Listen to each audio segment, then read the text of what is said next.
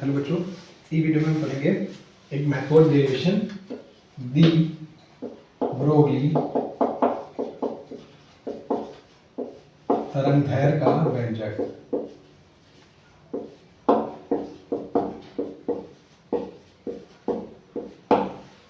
दी Broglie तरंगदैर्घ्य का व्यंजक, ठीक है।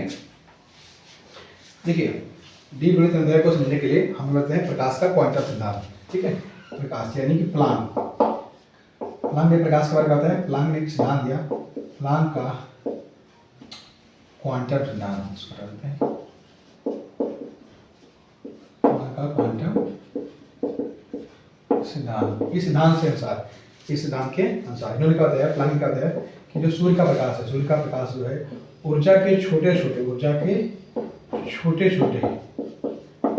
छोटे बंडलों या पैकेटों के रूप में उत्सर्जित होकर, बंडलों या पैकेटों के रूप में उत्सर्जित होकर तरंगों के रूप में चलता है। मेन पॉइंट ये शब्द है, यहाँ पे देख सकते हैं तरंगों के रूप में चलता है, तरंगों के रूप में चलता है। ध्यान सुनिएगा, तरंगों के रूप में चलता है, ठीक है। और प्रत्येक जो तरंगों में चलता है जिन्हें हम क्या कहते हैं, फोटान कहते हैं, फोटान कहते हैं। और प्रत्येक फोटान की जो ऊर्जा होती है वो कितनी होती है, E बराबर एच न्यू होती है। E बराबर क्या होती है, एच न्यू होती है। ध्यान समझिए, ठीक है। E बराबर क्या है, एच न्यू होती है, ठीक है।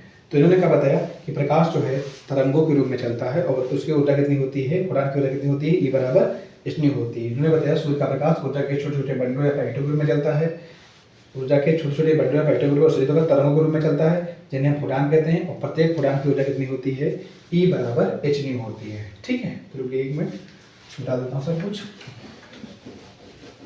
तो बताइए, जो फोटान की ऊर्जा है, फोटान की ऊर्जा वो कितनी है, E बराबर क्या है, एच न्यू है। E बराबर क्या है, एच न्यू है। ये किसके सिद्धांत के अनुसार है, ये प्लांक के क्वांटम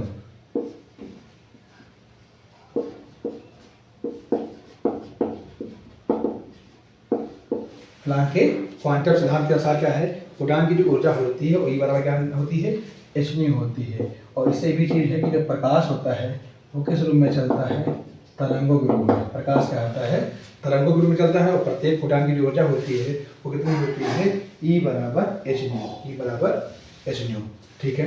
ये था प्लांक के क्वांटम सिद्धांत से। एक दूसरा देखते हैं, देखिए आइंस्टीन जो थे, आइंस्टीन वैज्ञानिक, उनके सापेक्षिकता के सिद्धांत के अनुसार, ठीक है, आइंस्टीन के सापेक्षिकता के सिद्धांत से इन्होंने क्या बताया था, इन्होंने बताया था जो प्रकाश है वो तरंगों के रूप में नहीं, कण के क्या होता है, कण के रूप में चलता है। तो फोटान की ऊर्जा जो होती है वो कितनी होती है, E बराबर mc²। इन्होंने बताया प्रकाश कण के रूप में, तरंगों के रूप में क्या था, फोटान की ऊर्जा E बराबर एच न्यू, और कण के रूप में क्या था, E बराबर mc²। ये मान लेते हैं समीकरण नंबर 1 है, ये मान लेते हैं समीकरण नंबर 2 है। तो समीकरण नंबर 1 की समीकरण नंबर 2 से क्या करेंगे हम लोग, तुलना करेंगे, तुलना कर देंगे। यहाँ पर ये ऊर्जा दोनों की सेम है, बराबर है। तो क्या हो जाएगा, एच न्यू बराबर क्या हो जाएगा, mc²। यहाँ से अगर हम m निकाल लेंगे, m ज्ञात करेंगे तो हो जाएगा एच न्यू अपॉन c², ठीक। यहाँ से समझ गए। ये देखिए m बराबर क्या हो जाएगा, h, और आपने फार्मूला याद कर लेंगे न्यू, नहीं तो पता ही है आवर्त का क्या होता है फार्मूला, न्यू बराबर c बाई लैम्डा। तो न्यू के सामने क्या लिखेंगे, बताइए c, और बटे देंगे लैम्डा, और c² तो यहाँ पर था ही, ये क्या हो जाएगा, कट जाएगा। यानी m बराबर क्या आ जाएगा, h अपॉन सी लैम्डा, h अपॉन क्या आ जाएगा, सी लैम्डा, ठीक है।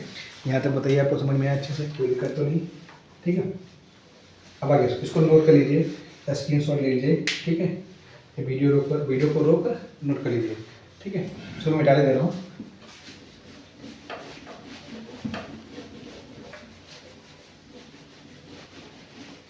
देखिए, जो फोटान होता है वो प्रकाश की चाल से चलता है। फोटान जो है, क्योंकि जो फोटान होता है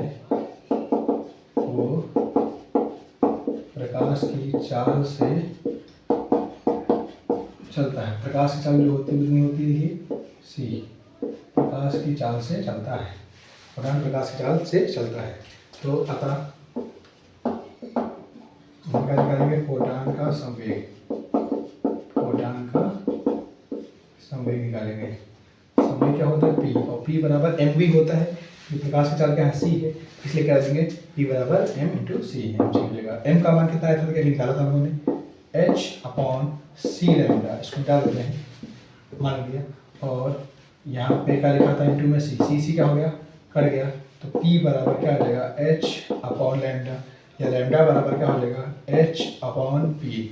और जो यही तरंगदैर्घ्य का जो सूत्र है, लैम्डा बराबर एच बटे पी, यही क्या है, द्विध्रुवीय तरंगदैर्घ्य का व्यंजक है। ठीक है, यदि कोई कण हो, जो द्रव्य कण हो, ठीक है, इसमें थोड़ा और कर लेते हैं। यदि द्रव्य कण जो हो, यदि जो द्रव्य कण हो उसका द्रव्यमान कितना दिया हो, एम दिया हो, और उसका वेग कितना हो, वी वेग से गति कर रहा हो, द्रव्यमान एम हो और वी वेग से गतिमान हो, और तब जब संवेग निकालेंगे, संवेग जो होगा लैम्डा एच बटे जो पी था उसके स्थान पे क्या रहता है, एम वी। तो ये सूत्र, इस सूत्र को क्या कहते हैं, द्विध्रुवीय तरंगदैर्घ्य का व्यंजक। ठीक है, समझ में आ गया अच्छे से, कोई दिक्कत तो नहीं है। ठीक है।